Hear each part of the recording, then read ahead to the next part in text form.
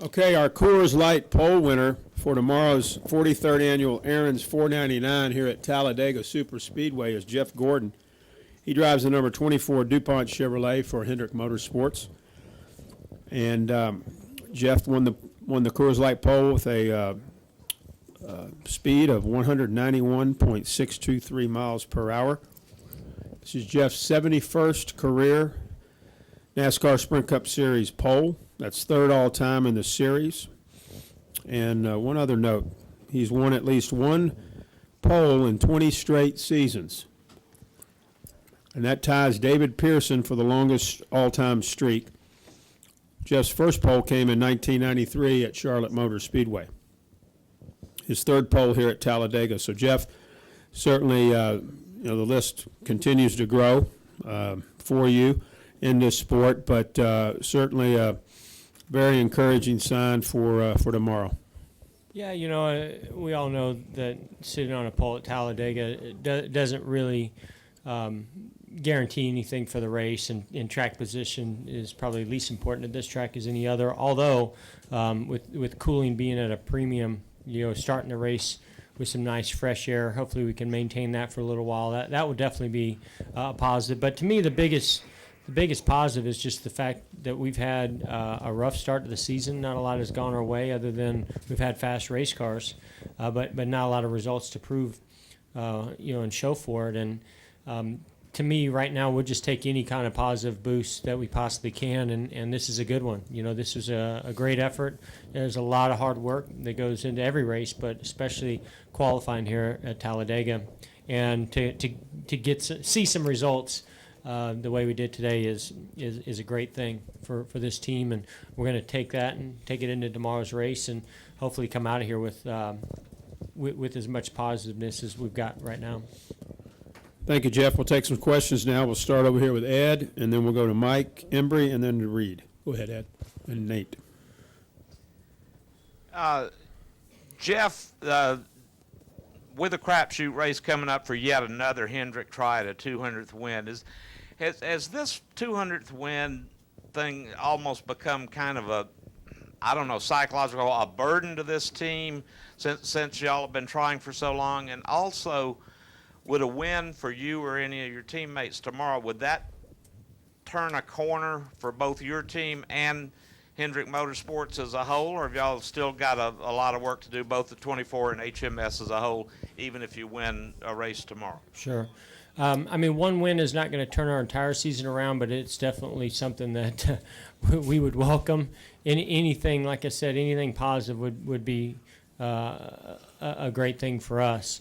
To kind of kill two birds with one stone and get that 200 out of the way. Everybody at our organization, wants it. Is working hard to get it, and every weekend I feel like one of us has an opportunity at getting it, and why it hasn't happened yet is a little bit of a mystery. For whatever reason, some the things just haven't worked out to get that 200. But I know we're on the brink of it. Tomorrow, any one of us can get it done, and I can just tell you that while every team at Hendrick Motorsports wants it, for Rick and knows that there's a lot on the line for it. The rest of us, whoever, if one of us gets it and the other, we'll all be relieved. That we can say, thank goodness we got to 200, and we can take the focus off of that, because, our focus needs to just be on going and performing and getting the best results we can and getting geared up for a championship. Real quick follow-up on that. Back in January, media tour at Hendrick, when y'all were all sitting on the stage and Rick said that he would be very disappointed if you didn't get all four cars in the chase, and very disappointed if you didn't win the championship. Kind of looked like all across the stage there was just a little bit of a double take, like tall order there. When you look back, was that a tall order, and could that have had any kind of? No, that has nothing to do. Rick, he can say those things and get away with it, because we know that there's a part of him that is smiling when he says it, but at the same time he knows what our organization is capable of. And when you've had the success that our organization has had, then you constantly are held up to high expectations, not only internally but from outside, and so we totally understand that going into every season. Let's go to Mike Embry. Raise your hand, Mike, and then we'll go to Reed and then to Nate. MikeEmbrySpeed.com. Jeff, without giving away... Where are you at, Mike? Here. Sorry.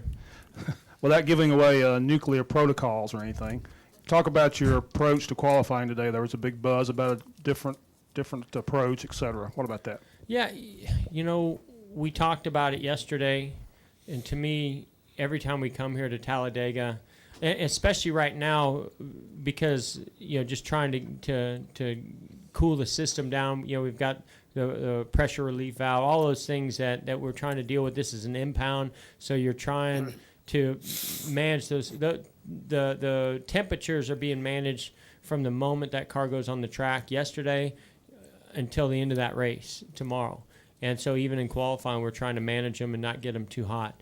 So, we chose to do that bottom lane because we feel like it saves about 3 seconds of time, which is, how much longer the engine's running, building temperature. And we feel like it's not that we could run more tape. It's just that sometimes when the temperature gets too hot, the engine loses power. So we're just trying to maintain maximum power all the way to the end. Plus, I feel like this track's big enough you don't have to run up high like Daytona. It's a different beast than Daytona. And I don't know if it would have made a big difference, but I felt like the temps were just right. And obviously we sat on the pole, so I also knew it'd give DW and them something good to talk about up there, because they were all talking about that being, somebody ran like a 59. Oh, that's the fastest lap. I said, oh boy, what are they going to say when we run our lap? Let's go with Reed and then Nate. Reed Spencer with NASCAR Wire Service. So, are you saying that you didn't run fully taped, and did the draw make any difference at all? I don't know anybody that ran fully taped. I will say the 22 and the 2 were the ones taped up the most that I saw, and when the 22 ran as fast as he did, I looked at it, and Alan and I talked about it, and we're sitting there on the grid trying to figure out if we're too far open, not open enough. It's hard to really. We were paying attention to our teammates and their temps as well.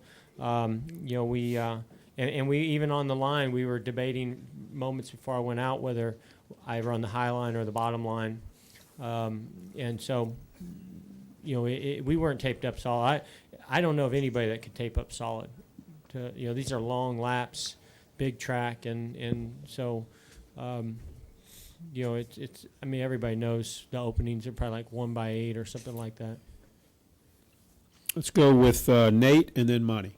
Nate Ryan, USA Today. Jeff, you mentioned how important the cooling stuff's going to be, and it seems like everybody's talking about that. Everybody's expecting like 90 degrees tomorrow, but yet NASCAR didn't make any changes at all in terms of the rules with the cooling systems. Does that surprise you at all, and do you think it's going to have a big effect tomorrow? Do you think it's going to have a bigger effect than at Daytona? I definitely think it's going to have a big effect. The one thing that I am a little bit concerned about is that we didn't run in big packs yesterday. And so across the board, there weren't a lot of guys complaining about temperature, including ourselves, but it was because we never really were in a big pack like we're going to be in tomorrow. And I don't think we really saw just how difficult it's going to be to maintain those temps. The guys that were pushing, they definitely saw it, and there's some big concerns.